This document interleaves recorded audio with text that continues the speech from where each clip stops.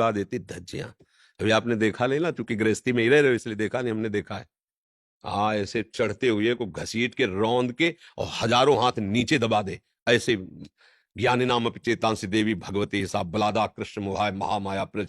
अगर बच सकता है तो कोई भगवान की, केवल भगवान की शरणागति से।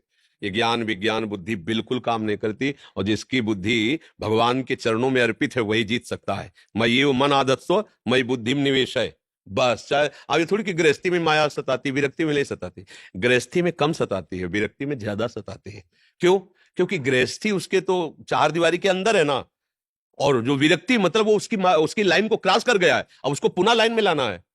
कोई योद्धा शत्रु पक्ष निकल गया, अब उसको पुनः लाइन में लाना, पूरा जोर लगा देगी।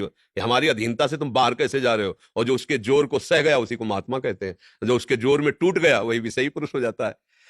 ये माया का ऐसा नहीं कि ये गृहस्थी है तो इनको थप्पड़ याद हो, ये विरक्त है तो जाओ, ऐसा नहीं। गृहस्थी है तो लड़का बच्चा हो यहीं बने रहो। तुम वीर बहादुर हो, निकल रहे हो हमें क्रॉस करके, तो अब देव परीक्षा।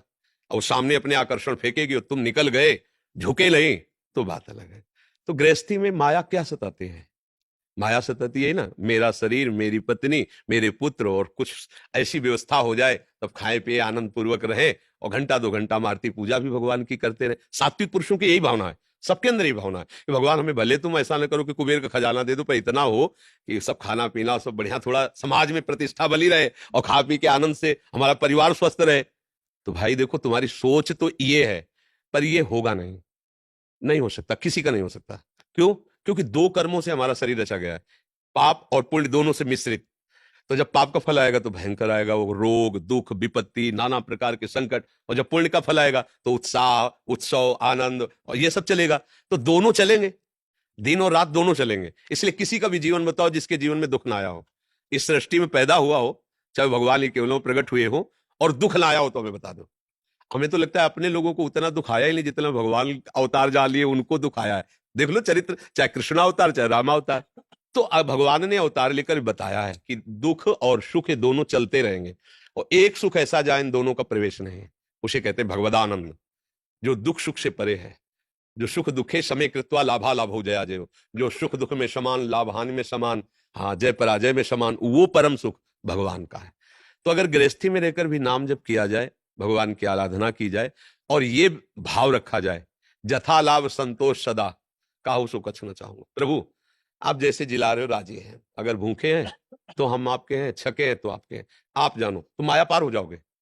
उनसे मांग ज्यादा रखने से फिर माया पार होने वाली बात नहीं रहेगी, मांग तो पूर्ण कर देंगे अगर भजन साधन हो।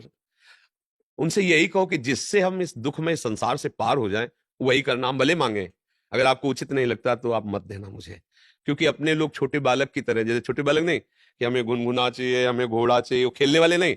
अब पिता समझता है 1000-2000 रुपए की सब बेकार ला के रखेंगे, तोड़ देगा, इससे अच्छा खाना पीना के सामान लाए तो, पर उसको वही लगे वही लाओ। ऐसे ही हमारा स्वभाव है, हमको ये चाहिए, हमें ये चाहिए भगवान से। भगवान चाहते हैं कि अभी कुछ दिन का तो इसका जीवन है, अपने कितने बहुत वो 100 वर्ष, अपने 100 वर्ष कितने ब्रह्मलोक में, ब्रह्मलोक में कमल लेकर ऐसे छेदा जाए, उस उतने समय में यहाँ का 1 वर्ष हो गया।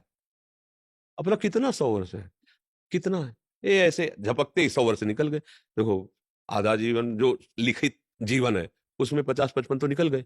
अब अभी लगता है हम कल के, ये सब बातें कल की सी दिखाई देती है। अब पता नहीं 100 तक पहुंचना है, कितना पहुंचना है, खत्म जीवन। अब इस जीवन में हम मांग रहे हैं कि हमें ये दे दो, तो भगवान बड़े कृपालु हैं, वो सोच रहे कि देखो ये नहीं मांग रहा कि इस जीवन के बाद हमारे को क्या मिलना चाहिए, ये जीवन तो गया, अब कितना रह गया पता नहीं, और जितने आके रिश्ते नाते सब छूटेंगे, ये शरीर भी छूटेगा, तो अब जहां जाना वहां के लिए क्या है, वहां के लिए कुछ नहीं।